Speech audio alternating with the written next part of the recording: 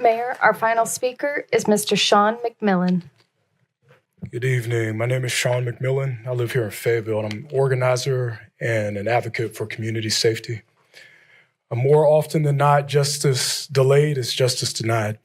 I was happy to see the recent ceremony marking the opening of the Orange Street School. Seeing that took me back to memories of the summer of 2020, watching the Fayetteville activist movement demand the restoration of that school. Another historic moment was in the summer was when hundreds of us stood outside. We watched Bishop Thompson and Pastor Stackhouse enter this chamber and demand the dismantling of the slave market.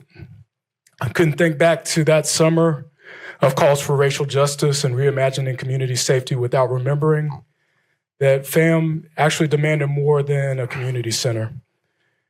In fact, the majority of the demands they made centered independent oversight of the FPD.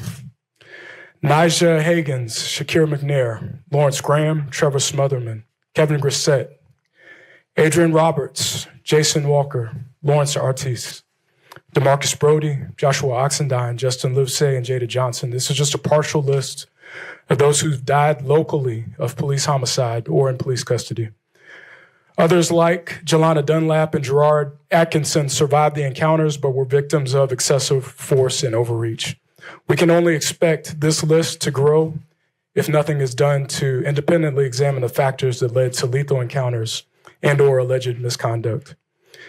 Days ago, the police-involved shooting of Isaiah Nichols was a Sentinel event. His family is demanding transparency. His family and friends are openly wondering what we as a community will do next.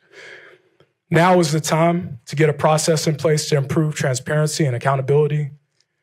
With the Trump administration, federal government hell-bent on a course towards authoritarianism and white nationalism, it's more important than ever to affirm our values that honor equal justice, government accountability. Justice delayed is justice denied. I urge this council to stand, to initiate development of a Sentinel event review, repeal the no camping ordinance that criminalizes the unhoused, restore independent oversight as a pillar of the OCS, and bring back the vote in support of immigrant neighbors back to the table for a yes vote. In the words of Representative Al Green, on some issues that are matters of conscience, it is better to stand alone than not stand at all. Allow courage to invite courage. It is time to affirm shared values and work unapologetically in service to our community and in alignment with our values. We keep us safe, all of us or none. Thank you.